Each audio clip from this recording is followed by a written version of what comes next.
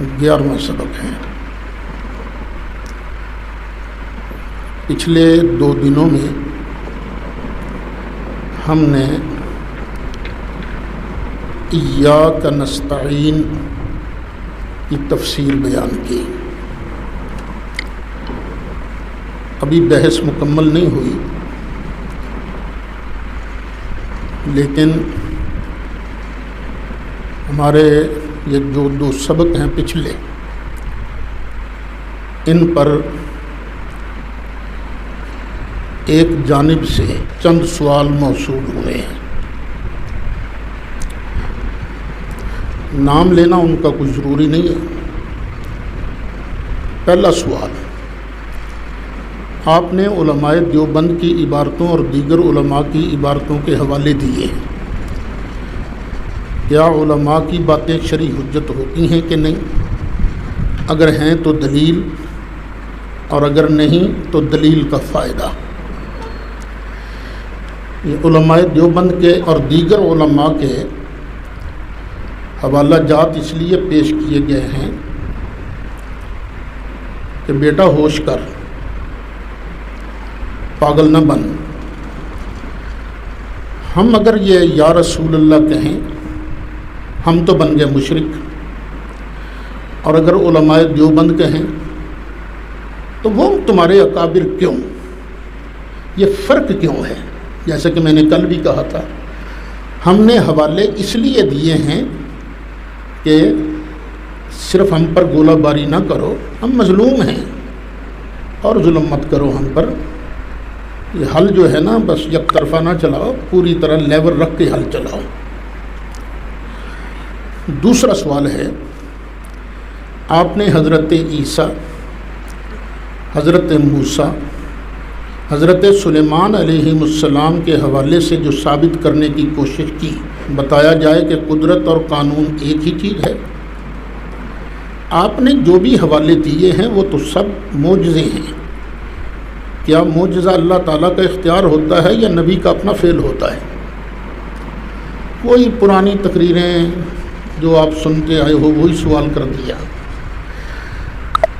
کچھ معجزے ایسے ہوتے ہیں جن میں نبی کے اختیار کا دخل نہیں ہوتا۔ مثلا قرآن مجید یہ سب سے بڑا معجزہ ہے جو اللہ نے محبوب علیہ السلام کو عطا فرمایا، لیکن یہ قرآن نبی کریم علیہ السلام کے اختیار میں نہیں تھا کہ جب چاہا آیت بنا لی اور پیش کر دی۔ وہ اللہ قرآن نازل کرتا تھا، سرکار آگے سنا دیتے تھے۔ لیکن کچھ چیزیں ایسی ہوتی ہیں جو اللہ تعالیٰ نبی کے کنٹرول میں کر دیتا ہے، جس طرح کہ میں نے کل قرآن مجید سے پڑھ کے سنایا تھا، وَسَخَّرْنَا لَهُ الرِّيحَ تَجْرِي بِأَمْرِهِ، کہ ہم نے ہوا حضرت سلیمان علیہ السلام کے کنٹرول میں کر دی تھی، جو چلتی ہی حضرت سلیمان کے حکم سے تھی۔ تو اس میں نبی کے اختیار کا دخل ہے یہ بھی اللہ کی عطائی سے، کیونکہ آگے فرمایا نا ھذا عطاؤنا۔ میری گزارش یہ ہے کہ میرے لیکچر جو ہیں ان کو دوبارہ سنا جائے، تو پھر سوال کرنے کی انشاءاللہ ضرورت بھی نہیں رہے گی۔ سوال بتایا جائے کہ غیر اللہ سے مدد طلب کرنا یہ عقیدہ کی بات ہے یا غیر عقیدہ کی؟ بیٹے، مدد طلب کرنا یہ عقیدہ نہیں، یہ عمل ہے۔ یہ عقیدہ نہیں ہے، یہ عمل ہے۔ اور یہ عمل کیوں کیا گیا ہے؟ یہ ہے عقیدہ، یہ ہے عقیدہ۔ اگر اس نیت سے غیر اللہ سے مدد مانگی کہ یہ غیر اللہ مستقل بھی ہے، واجب بالذات بھی ہے، غیر محتاج بھی ہے، تو اب اس نظریے سے غیر اللہ سے مانگنا شرک بنے گا۔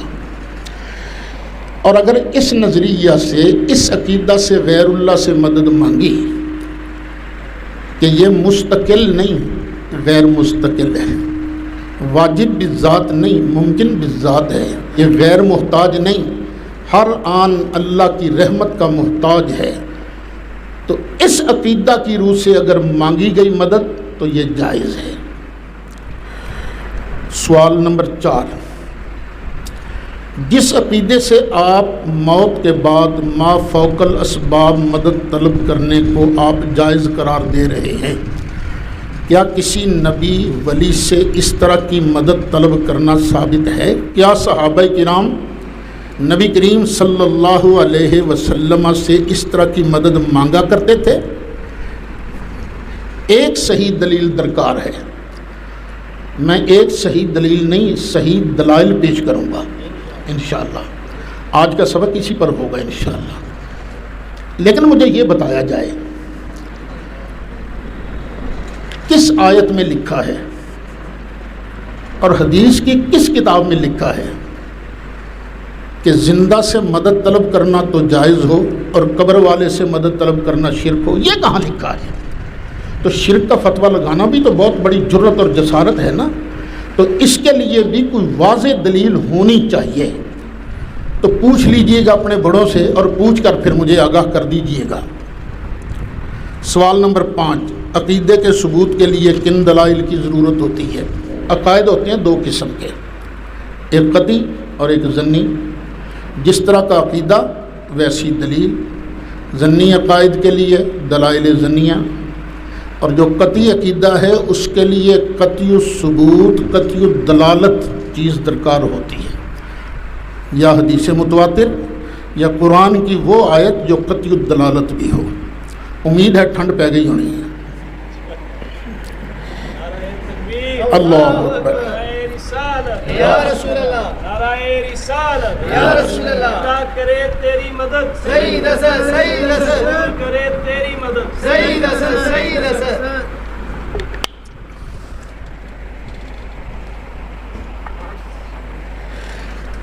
کل یہی گفتگو ہو رہی تھی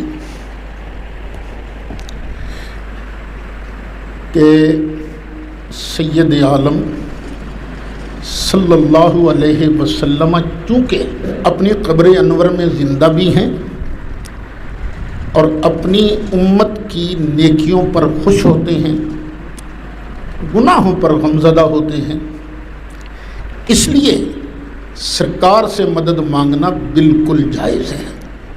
ہماری اس بات کی تائید علامہ وحید الزمان ہیں، ابن ماجہ شریف کا ترجمہ بھی انہوں نے کیا نا، اس کے اندر جلد 1 صفحہ 456 کے اندر انہوں نے واضح طور پر لکھا ہے کہ جو باتیں حضرت صلی اللہ علیہ وسلم سے دنیاوی حیات کی حالت میں عرض کر سکتے تھے وہ اب بھی عرض کر سکتے ہیں، اور جو فیوز و برکات حضرت صلی اللہ علیہ وسلم سے پہلے ہوئے تھے وہ اب بھی ہوتے ہیں۔ بس میری تو اتنی گزارش ہے، اگر آپ نے شرک کا فتویٰ لگانا ہے تو ہمارے ساتھ ان پر بھی لگائیے، ان پر بھی لگائیے۔ اگر ان پر فتویٰ نہیں لگنا تو ہم بیچاروں کو معاف کر دیجئے، بہت ظلم ہو چکے ہیں ہم پر، ہم نے تو جانیں بھی قربان کی ہیں۔ سعودی عرب میں کیا ہوا ہے ہمارے ساتھ، اس لیے خدا کے لیے بس کر دیجئے، اب مزید ظلم نہ کیجئے۔ اچھا، یہی علامہ وحید الزمان لکھتے ہیں، قلت طلب الدعاء من الرسول بعد وفاتہ قد تواتر من الاولیاء الامت وصلحائها۔ میں کہتا ہوں کہ رسول اکرم صلی اللہ علیہ وسلم کی وفات شریف کے بعد امت کے اولیاء اور صلحاء کا آپ صلی اللہ علیہ وسلم سے دعا کی درخواست کرنا تواتر سے ثابت ہے۔ یہ ہدیۃ المہدی کے حاشیے پر ہے، صفحہ 19۔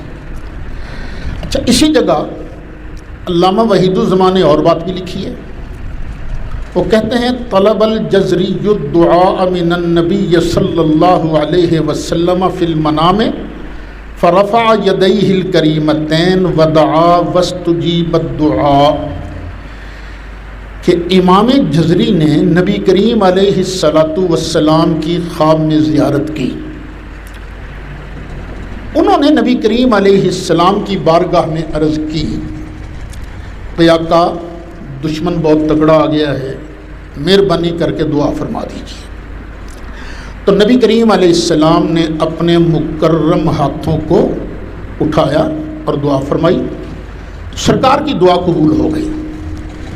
فحارب العدو لیلۃ الاحد، تو دشمن جو ہے اتوار کی رات کو بھاگ کھڑا ہوا۔ ذکرہ فی الحسن، امام جزری نے اس واقعہ کا تذکرہ اپنی کتاب حسن حسین میں کیا ہے۔ یہ علامہ وحید الزماں کہتے ہیں۔ اب لگاؤ بھی امام جزری پر بھی فتویٰ، اب لگاؤ علامہ وحید الزماں پر بھی فتویٰ، ہم پر فتوے کی بارش نہ کرو، کوئی دلیل ہے تو پیش کرو۔ پھر یہ علامہ وحید الزماں اسی موضوع پر کہ نبی کریم علیہ السلام کے وصال اقدس کے بعد آپ سے مدد مانگنا، فریاد کرنا شرک نہیں ہے، اس موضوع پر دلائل دیتے ہوئے یہی علامہ وحید الزماں لکھتے ہیں وَقَدْ اسْتَغَاثَ صَاحِبُ جَامِعِ الْبَيَانِ فِي أَوَّلِ تَفْسِيرِهِ بِالنَّبِيِّ صلی اللہ علیہ وسلم فَلَوْ كَانَ مُطْلَقُ الْاِسْتِغَاثَةِ بِغَيْرِ اللَّهِ شِرْكًا لَازِمَ كَوْنُ صَاحِبِ الْبَيَانِ مُشْرِكًا فَكَيْفَ يُعْتَمَدُ عَلَى تَفْسِيرِهِ مَعَ أَنَّ أَهْلَ الْحَدِيثِ كَافَّةً قَدْ قَبِلُوا تَفْسِيرَهُ۔ صاحب جامع البیان نے، جامع البیان ایک تفسیر ہے جو جلالین کے حاشیے پر بعض نسخوں میں موجود ہے، اس تفسیر کی ابتدا میں صاحب جامع البیان نے نبی کریم علیہ السلام سے استغاثہ کیا ہے، مدد مانگی ہے۔ اگر مطلقاً استغاثہ شرک ہوتا، یعنی ہر فریاد اگر شرک ہوتی تو پھر لازم آئے گا کہ یہ صاحب جامع البیان جو ہے یہ مشرک بنے، لیکن وہ کیسے مشرک ہوگا؟ اب مشرک ہے تو مشرک نے جو تفسیر لکھی ہو اس پر اعتماد بھی جائز نہیں ہوگا۔ حالانکہ جتنے اہل الحدیث ہیں، علامہ وحید الزماں کہتے ہیں جتنے اہل حدیث ہیں وہ سارے کے سارے انہوں نے جامع البیان کی تفسیر کو قبول کیا ہے۔ اب آئیے غیر مقلد حضرات کے یہ بھی حاشیہ ہدیۃ المہدی صفحہ 20 ہے۔ غیر مقلدین کے بہت بڑے پیشوا نواب صدیق حسن خاں بھوپالی، یہ پٹھان تھے، بڑا رنگ گورا چٹا تھا، بھوپال کی ملکہ ہو گئی بیوہ۔ جب وہ بیوہ ہو گئی تو پھر انگریز کی اجازت سے نواب صاحب کا اس کے ساتھ نکاح ہو گیا، تو ریاست بھوپال کا جو خزانہ تھا، سرکاری خزانہ جو مذہبی امور کی تبلیغ پر صرف ہوتا تھا، وہ نواب صاحب کے ہاتھ آ گیا۔ تو نواب صاحب نے پھر دل کھول کر یہ وہابیت کی خدمت کے لیے اس خزانے کو خرچ کیا۔ انہوں نے نواب وحید الزماں کو، علامہ وحید الزماں کو ملازم رکھا تھا یہ حدیث کی کتابوں کا ترجمہ اور شرح کرنے کے لیے۔ یہ بڑا مانتے ہیں نواب صاحب کو، نواب صدیق حسن خاں کو۔ انہوں نے بھی نبی کریم علیہ السلام کی شان میں نعت لکھی ہے عربی زبان میں، اس کا نام رکھا ہے القصیدۃ العنبریہ فی مدح خیر البریہ۔ اس کے دو شعر ذرا آپ سماعت کر لیجئے۔ انت المغیث برحمت و کرامہ فی غمت و غوائل و بلا، آپ ہی تو رحمت و کرامت کے ساتھ غموں، مصیبتوں، بلاؤں میں فریاد کو پہنچنے والے ہیں۔ مالی وراءک مستغاث فرحمن، مالی وراءک مستغاث فرحمن یا رحمت للعالمین بکائی، اے رحمت للعالمین آپ کے علاوہ میرا کوئی فریاد رس نہیں، میرا رونا دیکھیے اور مجھ پر ضرور رحمت فرمائیے، یا رحمت للعالمین بکائی۔ کتاب ہے معاصر صدیقی، جلد 2 صفحہ 30 اور 31۔ یہ تو ہو گئے وہابی عالم دین۔ اب علماء دیوبند کے پیر و مرشد حضرت حاجی امداد اللہ صاحب مہاجر مکی رحمۃ اللہ علیہ، وہ سرکار کی بارگاہ میں عرض کرتے ہیں، جہاز امت کا حق نے کر دیا ہے آپ کے ہاتھوں، جہاز امت کا حق نے کر دیا ہے آپ کے ہاتھوں، بس اب چاہے ڈباؤ یا تراؤ یا رسول اللہ، پھنسا ہوں بے طرح گرداب غم میں ناخدا ہو کر، میری کشتی کنارے پر لگاؤ یا رسول اللہ۔ یہ ہے کلیات امدادیہ، صفحہ 205، کراچی کا مشہور مکتبہ ہے دارالاشاعت، یہ وہاں سے چھپی ہے۔ اب علماء دیوبند کے حکیم الامت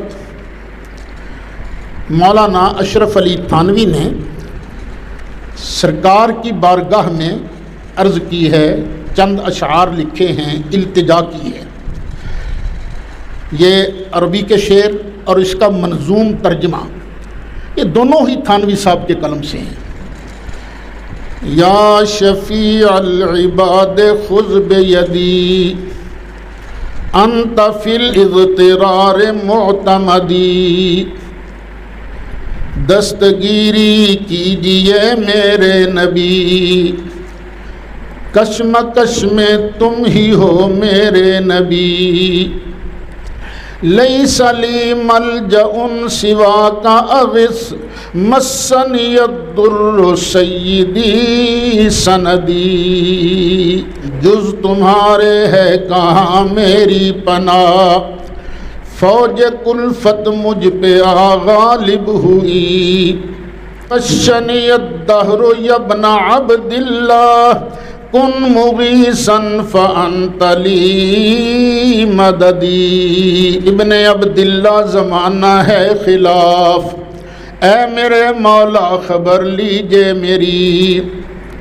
لیس لی طاعت ولا عمل بید حبیک فہو لی عتدی، کچھ عمل ہے نہ اور نہ طاعت میرے پاس، کچھ عمل ہے اور نہ طاعت میرے پاس، ہے مگر دل میں محبت آپ کی، یا رسول الالہ بابک لی من غمام الہموم ملتحدی، میں ہوں بس اور آپ کا در یا رسول، ابر غم گھیرے نم پھر مجھ کو کبھی۔ اب دیکھیے تھانوی صاحب کس طرح نبی کریم علیہ السلام کی بارگاہ بے کس پناہ میں فریاد کر رہے ہیں، یا رسول الالہ، یا رسول اللہ، یا رسول الالہ، یا شفیع العباد، سرکار کی بارگاہ میں عرض کر رہے ہیں، یا کہہ کے سرکار کی بارگاہ میں فریاد کر رہے ہیں۔ بس یہی عرض ہے، اس مسئلے میں تشدد نہ کیجئے، آپ نہیں کہتے نہ کہیے، لیکن کہنے والوں کو مشرک تو نہ کہیے نا، اگر پھر مشرک کہنا ہی ہے تو پھر سب کو کہیے۔ پھر حضرت شاہ ولی اللہ محدث دہلوی رحمۃ اللہ علیہ، یہ بھی ہم سب کے وہابی دیوبندی سنی ان سب کے استاد جی ہیں۔ سلسلہ حدیث کا جو سند ہے نا حدیث کے سلسلہ کی، وہ انہی تک جا کر ختم ہوتی ہے، مسند ہیں یہ علماء پاک و ہند کے۔ انہوں نے بھی نبی کریم علیہ السلام کی بارگاہ میں التجا کی ہے۔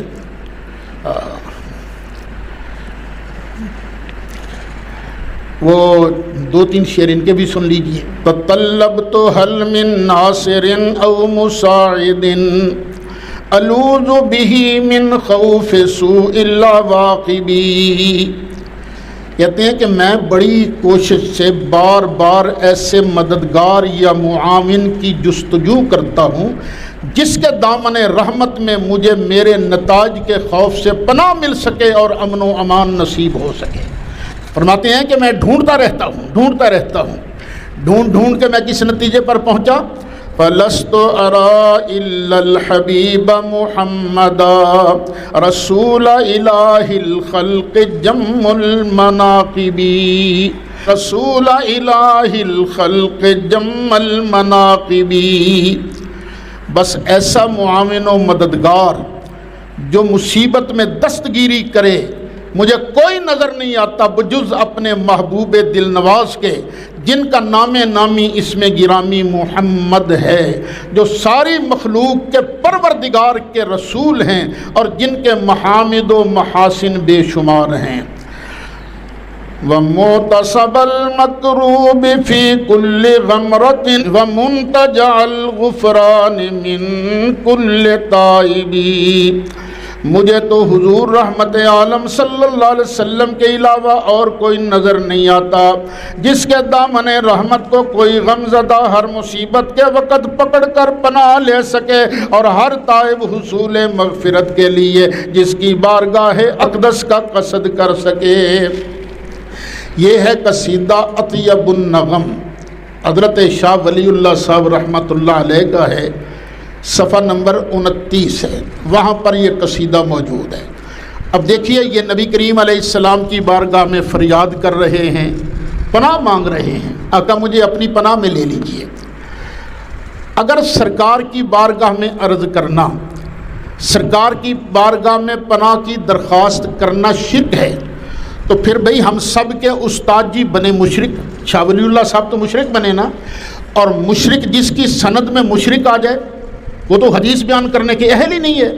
تو مہربانی فرمائیے، غصہ نہ کیجئے، غصہ تھوک دیجئے، ذرا ٹھنڈے دل سے سوچئے، شرک کی تعریف کر لیجئے، پھر اس کے بعد انشاءاللہ آپ کو فیصلہ کرنے میں آسانی ہوگی کہ جو بھی بندہ نبی رحمت صلی اللہ علیہ وسلم کو اللہ کا محبوب سمجھ کر، اللہ کی عطا اور بخشش کا مظہر سمجھ کر سرکار کی بارگاہ میں فریاد کرتا ہے، وہ مشرک نہیں بلکہ سچا اور پکا موحد ہے. بعض لوگ تو خام خواہی ضد کرتے ہیں، اور بعض مخالفین میں سے بھی ایسے ہیں جو ہمیں مشرک نہیں کہتے. مثلا مشرف کا دور تھا،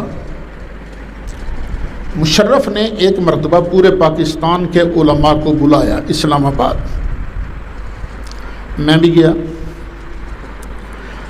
وہاں مولانا مفتی محمد رفیع عثمانی صاحب وہ بھی آئے ہوئے تھے. میں ان کو ملنے کے لیے ہوٹل میں ان کے کمرے میں چلا گیا. میں نے جا کے ان کو اپنا اتحاد کا فارمولہ پیش کیا. میں نے کہا جناب یہ فارمولہ ہے، اس پر عمل کریں. سارے دیوبندی آپ کی نہیں مانتے، سارے سنی ہماری بھی نہیں مانتے، لیکن چند لوگ تو ہیں نا، تو اگر ہم مل بیٹھیں تو امت کا کافی فائدہ ہوگا. وہ کہنے لگے بالکل سارے کام چھوڑ کر یہ کام کرنا چاہیے. پھر انہوں نے کہا آپ کے عقائد پر ہمیں کوئی اعتراض نہیں، ہاں آپ کے معمولات پر ہمیں اعتراض ہے. یعنی ہم یہ 11ویں شریف کر لیتے ہیں، یہ ختم شریف کر لیتے ہیں، میلاد شریف منا لیتے ہیں نا، ہاں ان پر اعتراض ہے، لیکن آپ کے عقائد پر ہمیں کوئی اعتراض نہیں.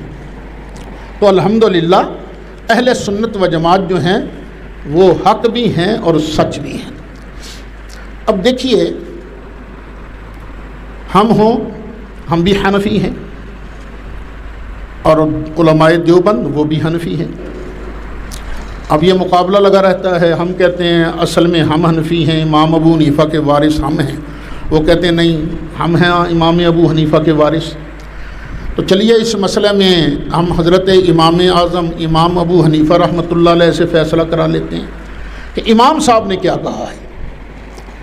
امام صاحب نے نبی کریم علیہ السلام کی بارگاہ میں عرض کیا، یا اکرم الثقلین و یا کنز الورا جدلی بجودک وردنی برضاک انا طامع بالجود منک ولم یکن لأبی حنیفۃ فی الانام سواک.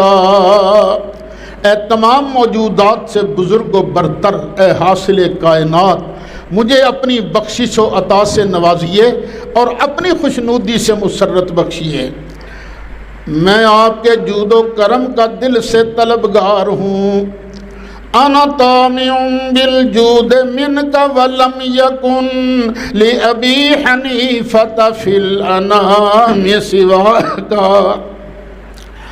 کیوں آپ کا کیوں طلبگار ہوں؟ اس لیے کہ اس جہان میں ابو حنیفہ کے لیے آپ کے سوا کوئی نہیں ہے، آپ کے سوا ابو حنیفہ کے لیے اور کوئی نہیں ہے. یہ ہے حضرت امام صاحب کا قصیدہ، قصیدۃ النعمان، صفحہ 104 صفحہ 105، مطبوعہ مکتبہ نعمانیہ، اقبال روڈ، سیالکوٹ. ایک اور بہت بڑے دیوبندی عالم ہیں، میرا خیال ہے وہ ابھی زندہ بھی ہیں، مولانا عبد القیوم حقانی. انہوں نے بھی امام صاحب کے اس قصیدہ کو ترجمہ کے ساتھ نقل کیا ہے. ان کی کتاب ہے امام اعظم ابو حنیفہ رحمۃ اللہ علیہ کے حیرت انگیز واقعات. اس کتاب کے صفحہ 84 اور 85 پر یہ اشعار موجود ہیں. میرے بھائیوں، اگر امام صاحب رحمۃ اللہ علیہ، امام اعظم ابو حنیفہ یا اکرم الثقلین و یا کنز الورا کے الفاظ سے سرکار کی بارگاہ میں فریاد کر سکتے ہیں، تو ہم غریب بھی سرکار کی بارگاہ میں یا رسول اللہ، یا حبیب اللہ، یا رحمت للعالمین، یا شفیع المذنبین، یا انیس الغریبین، اس طرح کے الفاظ سے ہم بھی سرکار کی بارگاہ میں فریاد عرض کر سکتے ہیں. اچھا، ایک اور میں مشترکہ بات عرض کرتا ہوں. یہ جو ہم سبق کی ابتدا میں، سبق کے ختم ہونے پر قصیدہ بردہ شریف کے الفاظ نہیں کچھ پڑھتے تلاوت کرتے ہیں، یہ قصیدہ بردہ شریف ہمارا اور علماء دیوبند کا مشترکہ وظیفہ ہے. ہم بھی قصیدہ شریف کا ورد کرتے ہیں اور علماء دیوبند بھی اس کا ورد کرتے ہیں. بلکہ علماء دیوبند نے اس کی شرح بھی لکھی ہے، عطر الوردہ شرح قصیدہ بردہ. اور میں کئی بار بتا چکا ہوں کہ جب کبھی ٹیبل پر آمنے سامنے بیٹھے تو علماء دیوبند سے یہ کہا جا سکتا ہے، دیکھیے آپ بھی قصیدہ شریف پڑھتے ہو، ہم بھی پڑھتے ہیں، تو چلیے جو قصیدہ بردہ کے اندر جو عقیدہ بیان کیا گیا ہے اسی کو آپ بھی اپنا لیں، ہم بھی اپنا لیتے ہیں. جھگڑا ختم کرنے کا ایک طریقہ یہ بھی ہے نا. اچھا، یہ علامہ اشرف علی تھانوی صاحب نے یہ پورا واقعہ ڈیٹیل سے لکھا ہے. ایک نبی کریم علیہ السلام کے نعت گو تھے، نعت خواں تھے، امام شرف الدین بصیری رحمۃ اللہ علیہ. ان کو فالج ہو گیا. جب ان کو فالج ہو گیا، بڑا علاج کرایا، آرام نہیں آیا. ایک دن انہوں نے سوچا، یار سب سے تو کہہ چکا ہوں، اپنے آقا کی بارگاہ میں کیوں نہ عرض کروں. انہوں نے قصیدہ بردہ شریف لکھا، لکھ کر سو گئے. جب سو گئے، آنکھ سو گئی، قسمت جاگ اٹھی. سرکار کی زیارت نصیب ہوئی. فرمایا تو نے میری نعت لکھی ہے؟ جی آقا. فرمایا چل مجھے سنا. اور خواب کے اندر ہی نا امام بصیری نے نا سرکار کی بارگاہ میں وہ قصیدہ سنانا شروع کر دیا. تھانوی صاحب لکھتے ہیں، نبی کریم علیہ السلام قصیدہ سن رہے تھے، سن کے خوش ہو رہے تھے اور خوشی سے جھوم رہے تھے. ہاں، خوشی سے جھوم رہے تھے. اس میں سرکار کی بارگاہ میں فریاد کی گئی ہے، سرکار کی عظمتوں کو بیان کیا گیا ہے. سرکار خوش ہوئے. سرکار نے فرمایا ہم تمہیں 2 انعام دیتے ہیں. یوں بلایا، جسم پر ہاتھ پھیرا، فالج دور ہو گیا. فرمایا ہم تمہیں 2 انعام دیتے ہیں، ایک دنیا کا اور ایک آخرت کا. سرکار کے جسم اقدس پر ایک بڑی شاندار چادر تھی. سرکار نے چادر اتاری اور امام بصیری کو عطا کر دی. اور دوسرا انعام، ہم تجھے ساتھ لے کر جنت میں جائیں گے. امام بصیری جب اٹھے، تہجد کا ٹائم تھا، وضو کیا، نوافل ادا کیے. تھوڑی دیر بعد ہی نا دروازے پر دستک ہوئی. اس وقت کون آ گیا؟ دروازہ کھولا تو آگے ایک فقیر بابا کھڑا تھا. وہ فقیر بابا کہنے لگا، بصیری وہ نعت ہمیں بھی دے دے. پوچھا جناب کون سی؟ میں نے تو کئی نعتیں لکھی ہیں. نہیں، وہی نعت جس کے شروع میں نہیں آتا من تذکر جیران بذی سلمی، یہ نعت. حیران ہو کے بصیری کہنے لگے یہ تو میں نے رات ہی لکھی ہے، میں نے تو کسی کو دی نہیں، آپ کو کیسے پتہ چل گیا؟ مسکرا کے فرمایا جب تو سنا رہا تھا ہم بھی وہیں تھے، ہم بھی وہیں تھے۔ پھر یہ شہرت ہو گئی، بادشاہ وقت تک بات جا پہنچی، تو اس کا بڑا اکرام کیا گیا۔ یعنی قصیدہ بردہ شریف یہ علماء دیوبند کے نزدیک بھی وظیفہ کے طور پر پڑھا جاتا ہے اور ہمارے نزدیک بھی۔ اچھا، فیصل آباد میں ایک دیوبندی خطیب گزرے ہیں جن کا نام تھا مولانا ضیاء القاسمی صاحب۔ ایک مرتبہ عیسائیوں نے یہاں فیصل آباد میں درود و سلام کے بورڈ توڑے تھے، تو ہنگامہ برپا ہو گیا۔ قاسمی صاحب کا مجھے ٹیلی فون آیا کہ یار وہ ذرا نورانی صاحب سے بات کرو نا، ان کو بھی بتاؤ تاکہ ان کو تو پتہ چلے نا فیصل آباد میں کیا ہو رہا ہے۔ میں نے کہا ہاں ٹھیک ہے، میں کرتا ہوں ٹیلی فون۔ اب میں نے حضرت کو کیا ٹیلی فون، قائد اہل سنت حضرت مولانا شاہ احمد نورانی صدیقی رحمۃ اللہ علیہ۔ میں نے جب کہا جی قاسمی صاحب نے یہ کہا ہے، تو پوچھنے لگے ان کا حال کیا ہے۔ میں نے کہا جی بیمار ہیں، لقوہ ہو گیا ہے۔ اوہو، لقوہ ہو گیا ان کو؟ میں جی ہوں۔ خیر باتیں ہوتی رہیں۔ جب ٹیلی فون ختم ہونے لگا نا تو میں نے عرض کیا، میں نے کہا حضور یہ فرمائیں کہ میں نے قاسمی صاحب کو جواب کیا دینا ہے؟ تو حضرت نے ارشاد فرمایا کہ انہیں کہ میرا سلام بھی کہیے گا اور انہیں کہیے کہ مولانا کو آپ کی بیماری کا سن کر افسوس بھی بڑا ہوا ہے، دعا بھی کرتے ہیں اور ساتھ آپ کے کرنے کا ایک وظیفہ بھی بتاتا ہوں۔ وہ وظیفہ یہ ہے کہ پانی سامنے رکھ کر بردہ شریف پڑھ کر اس پر دم کریں اور وہ پانی اپنے جسم کے متاثرہ حصے پر بھی لگائیں اور پی بھی لیں، یہ اس طرح کریں۔ خیر میں نے جوابی قاسمی صاحب کو ٹیلی فون کیا، میں نے کہا حضرت نے تو یہ وظیفہ بھی بتایا آپ کے لیے۔ تو قاسمی صاحب بھی بڑے خوش ہو گئے، لیکن کہنے لگے یار میرے پاس تو قصیدہ بردہ شریف نہیں ہے۔ میں نے کہا میں انتظام کرتا ہوں۔ میں نے شاید علامہ عبد المجید کو بھیجا بازار میں، مجھے بالضبط یاد نہیں، وہ بازار سے قصیدہ بردہ شریف لیا اور قاسمی صاحب کو دے کر گا رہا ہے۔ تو قاسمی صاحب نے پھر میرا شکریہ ادا کیا کہ بہت اچھا کیا آپ نے مجھے بھیج دیا، میں اس کو کرتا ہوں وظیفہ۔ یعنی قصیدہ بردہ شریف ہمارا اور علماء دیوبند کا مشترکہ وظیفہ ہے، مشترکہ وظیفہ ہے۔ جب مشترکہ وظیفہ ہے تو بھئی پھر اسی پر عمل کر لیتے ہیں، اسی کو بنیاد بنا کر ہم آپس میں اتحاد کر لیتے ہیں۔ اگر وہاں یا رسول اللہ کہا گیا ہے تو تم بھی کہو، ہم بھی کہتے ہیں۔ وہاں فریاد کی گئی ہے سرکار کی بارگاہ میں تو تم بھی کرو، ہم بھی کرتے ہیں۔ اگر وہاں نبی کریم علیہ الصلوۃ والسلام کے علم مقدس کو یوں بیان کیا گیا ہے فَإِنَّ مِن جُودِكَ الدُّنْيَا وَضَرَّتَهَا وَمِنْ عُلُومِكَ عِلْمَ اللَّوْحِ وَالْقَلَمِ، آقا یہ لوح کا علم، یہ قلم کا علم تیرے علم کا ایک چھوٹا سا حصہ ہے۔ جب وہاں اللہ اکبر یا رسول اللہ، یا رسول اللہ۔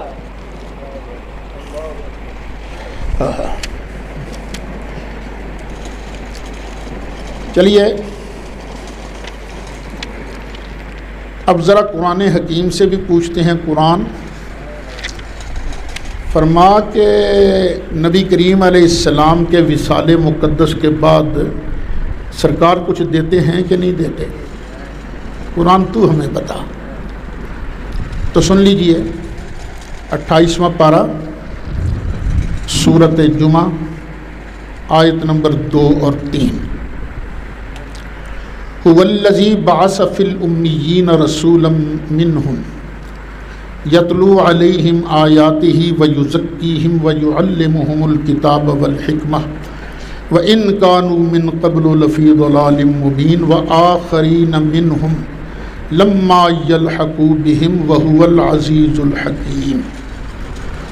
هُوَ الَّذِي اللہ وہ ہے بَعَثَ فِي الْأُمِّيِّينَ رَسُولًا جس نے ان امیین میں اپنا رسول بھیجا۔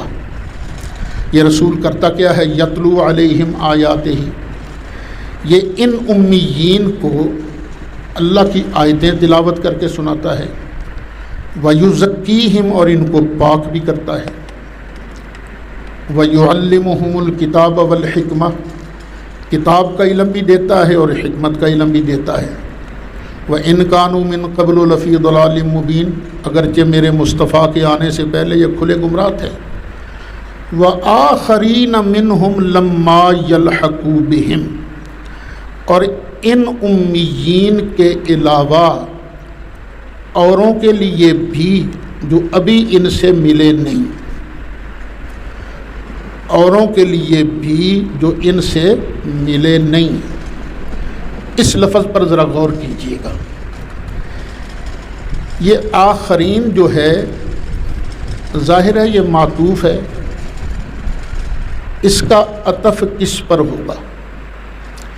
یہ مجرور ہے یا منصوب؟ یہ ایک بحث ہے، یہ حالت جری ہے یا حالت نصبی ہے؟ دونوں صورتیں ٹھیک ہیں۔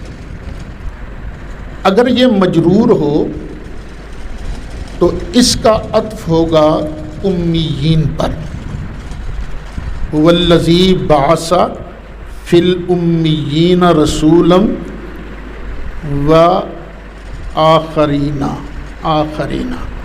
سرکار کو اللہ نے بھیجا امیین کے لیے اور ان لوگوں کے لیے جو ابھی ان سے لاحق نہیں ہوئے۔ تو یہ جری حالت میں ترجمہ یہ بنے گا، اور اس کو منصوب بھی پڑھا جا سکتا ہے وآخرین کو۔ جب آخرین منصوب ہوگا تو ویزکیہم، یہ جو ضمیر منصوب ہے نا اس پر عطف ہوگا۔ یہ محبوب پاک کرتا ہے ان امیین کو، اور ان کو بھی پاک کرے گا جو ابھی تک ان سے لاحق نہیں ہوئے۔ یہ کون ترجمے کر رہا ہے؟ حافظ ابن حجر عسقلانی فتح الباری کے اندر، نواب صدیق حسن خان بھوپالی یہ اپنی تفسیر فتح البیان کے اندر، قاضی شوکانی تفسیر فتح القدیر جلد 5 صفحہ 225 کے اندر، حافظ ابن حجر عسقلانی نے فتح الباری شرح صحیح بخاری جلد 8 صفحہ 642 پر۔ اب ترجمہ کیا بنا؟ نبی کریم علیہ السلام ان امیین کو پاک کرتے ہیں، انہی کو تعلیم دیتے ہیں، اور ان کو بھی پڑھائیں گے، ان کو بھی پاک کریں گے، جڑے حالے تک جمے ہی نہیں۔ تو نبی کریم علیہ السلام پتہ چلا قرآن کی آیت سے کہ میرا مصطفیٰ علیہ السلام قبر انور میں جانے کے بعد بھی اپنے غلاموں کو پاک کر دینے کی ہمت اور طاقت رکھتے ہیں۔ جب وہ پاک کرتے ہیں تو ہم بھی فریاد کر سکتے ہیں، یا رسول اللہ ادھر بھی نظر کرم فرمائیے، اور اللہ کے عطا کیے ہوئے خزانوں کی وجہ سے ہمارے دلوں کو بھی منور فرما دیجیے۔ یہی حضرت شاہ ولی اللہ صاحب ہے نا، انہوں نے اصول تفسیر میں ایک کتاب لکھی ہے جس کا نام ہے الفوز الکبیر۔ یہ اصل ہے فارسی میں، عربی ترجمہ بھی انہوں نے خود ہی کیا ہے، اور یہ اصول تفسیر کی جو کتاب ہے نا الفوز الکبیر، یہ دینی مدارس میں پڑھائی جاتی ہے، خاص سنیوں کے مدرسے ہوں، دیوبندیوں کے مدرسے ہوں یا وہابیوں کے مدرسے ہوں۔ الفوز الکبیر کو استاد کی کتاب ہے نا، وہ پڑھائی جاتی ہے۔ اس میں انہوں نے لکھا ہے وَإِن سَأَلْتَنِي عَنِ الْخَبْرِ الصِّدْقِ فَإِنِّي تِلْمِيذُ الْقُرْآنِ الْعَظِيمِ بِلَا وَاسِطَةٍ، کہ اگر تم سچ پوچھو نا تو میں بغیر کسی واسطے کے ڈائریکٹ قرآن کا شاگرد ہوں، ڈائریکٹ۔ کما انی اویسی بروح حضرت الرسالہ الذی هو منبع الفتوح، جس طرح کہ میں نے ڈائریکٹ نبی کریم علیہ السلام کی روح اقدس سے فیض لیا ہے۔ جو ڈائریکٹ فیض لیتے ہیں نا ان کو اویسی بھی کہا جاتا ہے۔ اور الذی هو منبع الفتوح، وہ ذات جو تمام فتوحات و کشائش کا منبع ہیں، جہاں سے یہ فتوحات و کشائش پھوٹتی ہیں، میں اس سرکار کی نسبت سے میں اویسی ہوں۔ اب دیکھ لیجئے، اگر شاہ ولی اللہ محدث دہلوی ڈائریکٹ سرکار سے پڑھ سکتے ہیں، سرکار ان کو فیض دیتے ہیں، تو جس پر سرکار کی نظر کرم ہو جائے اس کو پتہ بھی نہیں چلنے دیتے، فیض عطا فرما دیتے ہیں۔ یہاں ایک سوال کیا جاتا ہے، چلو سرکار تو سرکار ہے نا، کیا سرکار کے علاوہ کسی اور صاحب قبر سے بھی فیض لیا جا سکتا ہے؟ یہ قرآن سے پوچھتے ہیں، قرآن کیا فرماتا ہے؟ 17واں پارہ ہے سورہ حج ہے، آیت نمبر 58 ہے۔ اللہ ارشاد فرماتا ہے والذین ہاجروا فی سبیل اللہ، جن لوگوں نے اللہ کی راہ میں ہجرت کی، جو گھر بار چھوڑ دے وہ بھی مہاجر۔ اور بخاری شریف میں ہے نبی کریم علیہ السلام نے مہاجر کا ایک معنی اور بیان فرمایا ہے، المہاجر من حجر ما نہی اللہ عنہ، جو اللہ تعالیٰ کی منع کی ہوئی چیزوں سے رک جائے وہ بھی مہاجر۔ پتہ چلا صدیق اکبر بھی مہاجر، عمر فاروق بھی مہاجر، عثمان غنی بھی مہاجر، علی مرتضیٰ بھی مہاجر، یہ سارے ہجرت کی ہے نا، انہوں نے اللہ کی راہ میں گھر بار چھوڑا ہے۔ اور دوسرے معنی کے لحاظ سے بھی یہ سارے مہاجر ہیں، انہوں نے گناہوں کو ترک کر دیا، اللہ کی حرام کی ہوئی چیزوں کے قریب نہیں پھٹکے۔ اس معنی کی روح سے یہ مہاجر بھی مہاجر، اور امام اعظم ابو حنیفہ بھی مہاجر، غوث اعظم بھی مہاجر، یہ جتنے اولیاء اللہ ہیں یہ سارے مہاجر ہیں۔ پھر اللہ ارشاد فرماتا ہے ثم قتلوا او ماتوا، پھر مہاجرین قتل کر دیے گئے یا مر گئے، موت کے بعد لَيَرْزُقَنَّهُمُ اللَّهُ رِزْقًا حَسَنًا، تو اللہ تعالیٰ ان مہاجرین کو مرنے کے بعد یا قتل کے بعد قبر میں ضرور بھی ضرور رزق حسن عطا فرمائے گا۔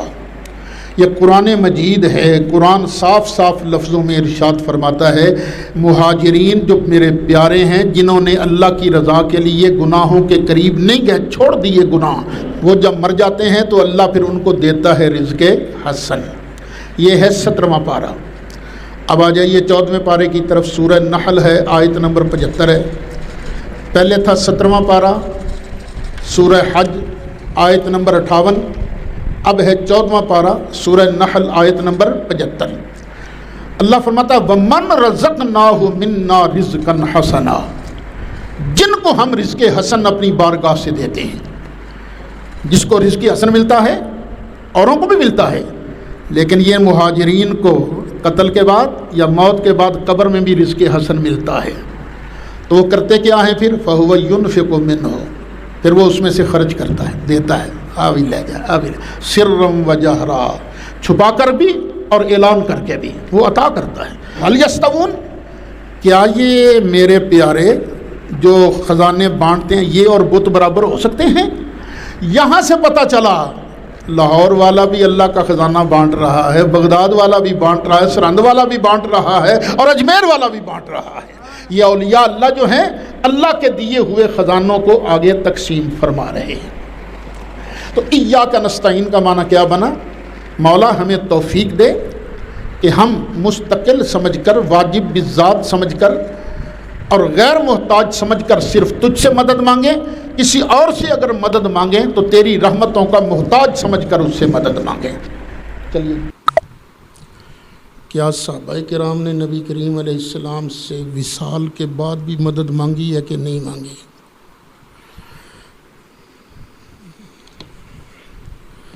اس دن میرا ارادہ تھا کہ میں اس کو بیان کروں گا، میں بھول جاتا ہوں۔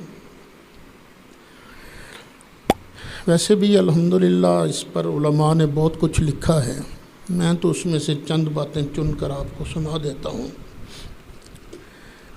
یہ ہے میرے ہاتھ میں مصنف ابن ابی شیبہ،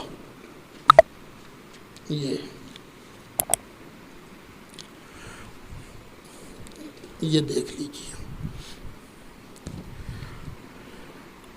اس کی جلد ہے 6، صفحہ ہے 357۔ حضرت امیر المؤمنین سیدنا فاروق اعظم رضی اللہ عنہ آپ کے دور میں جو لنگر انچارج تھے انہیں کہتے ہیں مالک دار۔ وہ فرماتے ہیں کہ حضرت عمر کے زمانہ میں قحط پڑ گیا، ایک آدمی نبی کریم علیہ الصلاۃ والسلام کی قبر انور پر حاضر ہوا۔ اس نے ان کی عرض کیا، یا رسول اللہ استسقِ لأمتک فإنہم قد ہلکوا۔ یا رسول اللہ بارش نہیں ہو رہی، آپ کی امت تو مر چلی ہے پانی نہ ہونے کی وجہ سے، اللہ کی بارگاہ سے بارش تو لے دیجیے۔ ان کا نام بیان کیا گیا ہے بلال بن حارث المزنی۔ یہ عرض کر کے واپس آ گئے، رات کو سوئے، آنکھ سو گئی، قسمت جاگ اٹھی۔ اللہ کے محبوب علیہ الصلاۃ والسلام خواب میں تشریف لائے۔ نبی کریم علیہ الصلاۃ والسلام نے ارشاد فرمایا، عمر کو میرا سلام کہہ دینا، تمہیں میم مل جائے گا، میم مل جائے گا۔ دیکھیے یہ حدیث کچھ ضعیف نہیں، صحیح حدیث ہے۔ صحابی رسول نبی پاک علیہ السلام کی قبر انور پر حاضر ہو کر دعا کی درخواست کر رہے ہیں، تو پتہ چلا صحابہ کا بھی ایمان یہی تھا کہ رسول قبر انور میں زندہ بھی ہیں اور امتی فریاد کرے تو اس کی فریاد کو پہنچتے بھی ہیں۔ اس حدیث کے بارے میں مشہور مفسر، مشہور محدث، مشہور تاریخ دان حافظ ابن کثیر رحمۃ اللہ علیہ، انہوں نے اپنی کتاب البدایہ والنہایہ اس کے اندر اس حدیث کو لکھا اور آگے کہا وَهَذَا إِسْنَادٌ صَحِيحٌ، یہ بالکل صحیح سند ہے، ضعیف نہیں ہے۔ جس حدیث کو ابن کثیر جیسا آدمی صحیح کہے، آج کل کے چند نجدی ہیں جو اس کو ضعیف کہہ دیتے ہیں، وگرنہ ان کے پاس دلیل کوئی نہیں۔ دوسرا نام ہے حافظ ابن حجر عسقلانی رحمۃ اللہ علیہ کا۔ جب حدیث کی بات کرتے ہوئے مطلقاً کہا جائے نا حافظ نے یہ کہا، تو حافظ علی الاطلاق سے مراد ابن حجر ہوتا ہے۔ انہوں نے بخاری شریف کی ایک شرح لکھی جس کا نام ہے فتح الباری۔ اس کے اندر بھی انہوں نے ارشاد فرمایا وَرَوَا ابن ابی شیبۃ بِإِسْنَادٍ صَحِیحٍ، کہ ابن ابی شیبہ نے صحیح سند کے ساتھ اس کو روایت کیا ہے۔ تو جس حدیث کو ابن حجر صحیح کہے، ابن کثیر جیسا آدمی صحیح کہے، تو وہ ہو بھی قرآن کے مطابق، تو اس کو ہم سنی نہیں مانیں گے تو اور کون مانے گا۔ یہ ایک دوسری کتاب ہے حدیث کی جس کا نام ہے مسند الفاروق، یہ ہے میرے ہاتھ میں۔ اس کے اندر بھی اس حدیث کو نقل کیا گیا ہے، اور نقل کرنے کے بعد صفحہ 223 مسند الفاروق جلد پہلی صفحہ 223 ھذا اسناد جید قوی، یہ اسناد بہت اعلیٰ ہے، بڑی تکڑی سند ہے۔ تو پتہ چلا یہ استعانت یہ نبی کریم علیہ السلام سے ہوتی رہی ہے، ہو رہی ہے، لیکن کیا سمجھ کر؟ معبود سمجھ کر نہیں، محبوب سمجھ کر، غیر محتاج سمجھ کر نہیں، اللہ کی رحمتوں کے محتاج سمجھ کر، موتی سمجھ کر نہیں، موتی حقیقی اللہ ہے، اللہ کے خزانوں کو تقسیم کرنے والا سمجھ کر یہ سرکار کی بارگاہ میں عرض کی جاتی ہے، اور سرکار کرم بھی فرماتے ہیں۔ سنن دارمی کے اندر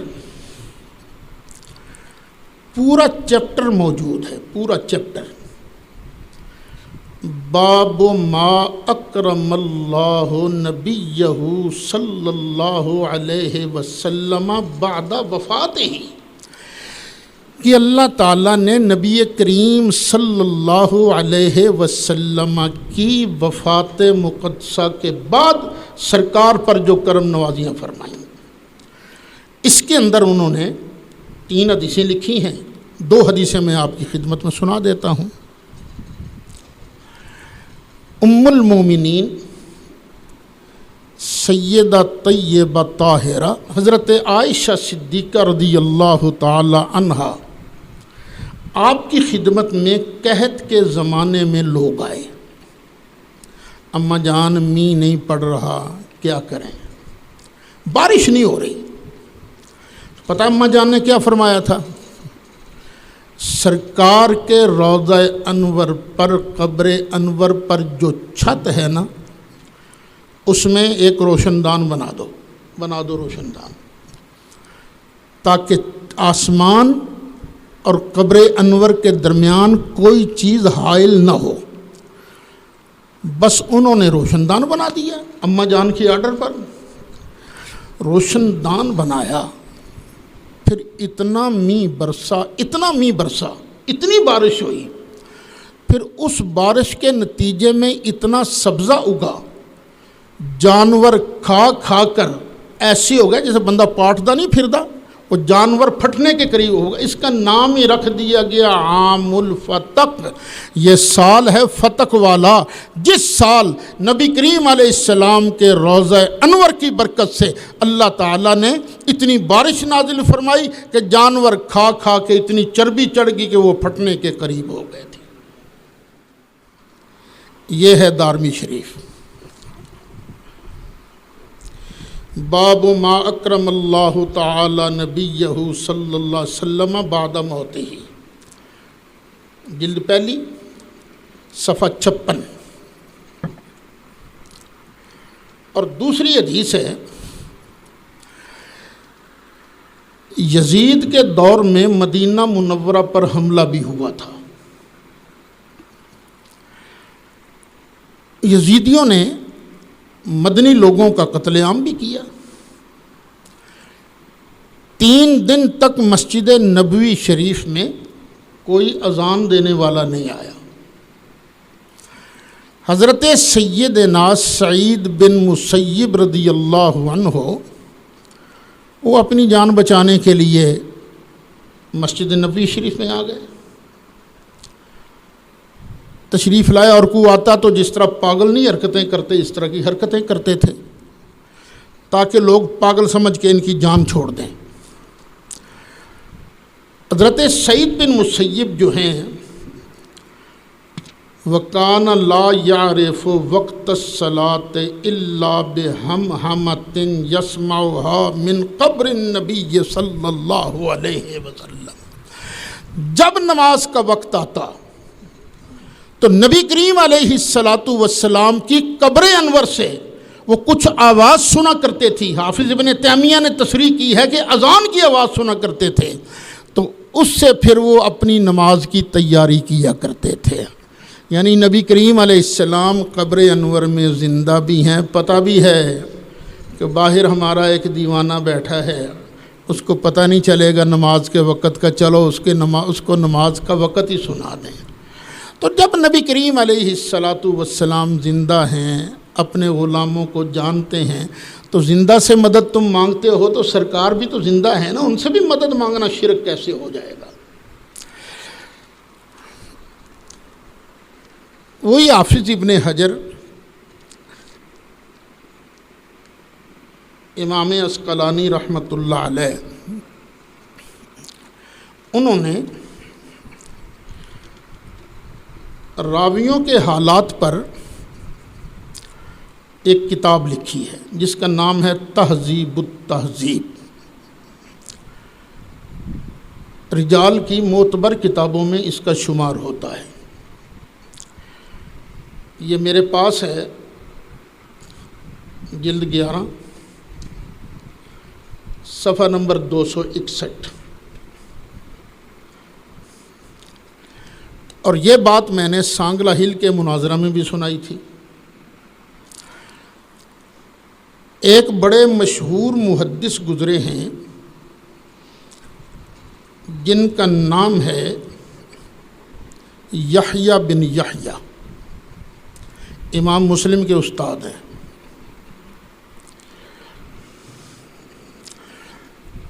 ان کے بارے قال الحاکم، امام حاکم نے فرمایا، سمیت ابا علی النیشاپوری، میں نے اپنے استاد حضرت ابو علی نیشاپوری سے سنا۔ کیا سنا؟ کنت فی غم شدید، ایک مرتبہ میں بڑا ہی پریشان تھا۔ فرأیت النبی صلی اللہ علیہ وسلم فی المنام، تو مجھے خواب میں نبی اکرم شفیع اعظم صلی اللہ علیہ وسلم کی زیارت نصیب ہوئی۔ کَأَنَّهُ یقول،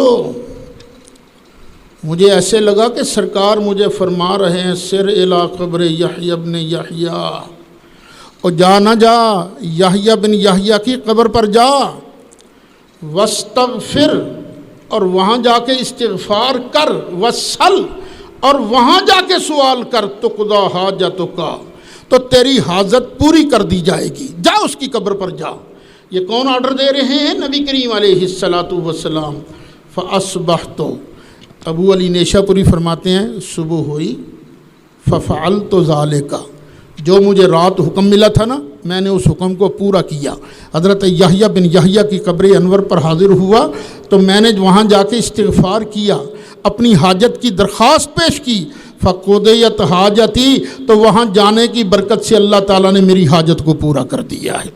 یہ یحییٰ بن یحییٰ نبی نہیں ہیں، صحابی بھی نہیں ہیں، نبی کریم علیہ السلام کی امت کے ایک ولی ہیں، محدث ہیں، محدثوں کے استاد ہیں۔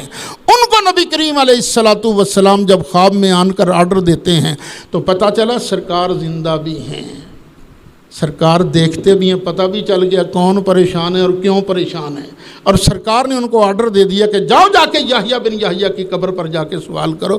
ہم بھی یہی کہتے ہیں، اور یار خدا کے لیے ہم مشرک نہیں ہیں، ہم بڑے پکے سچے موحد ہیں۔ تصور یہ دیا جاتا ہے سنی تو نبیوں سے مانگتے ہیں، ولیوں سے مانگتے ہیں، ہم موحد اللہ سے ہم بھی اللہ ہی سے مانگتے ہیں۔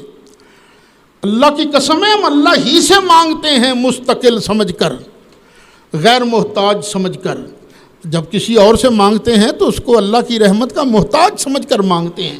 کیا تمہیں یاد نہیں نبی کریم علیہ السلام نے ارشاد فرمایا تھا، دیتا تو اللہ ہی ہے، آگے تقسیم میں مصطفیٰ فرماتا ہوں، کوئی قید نہیں لگائی۔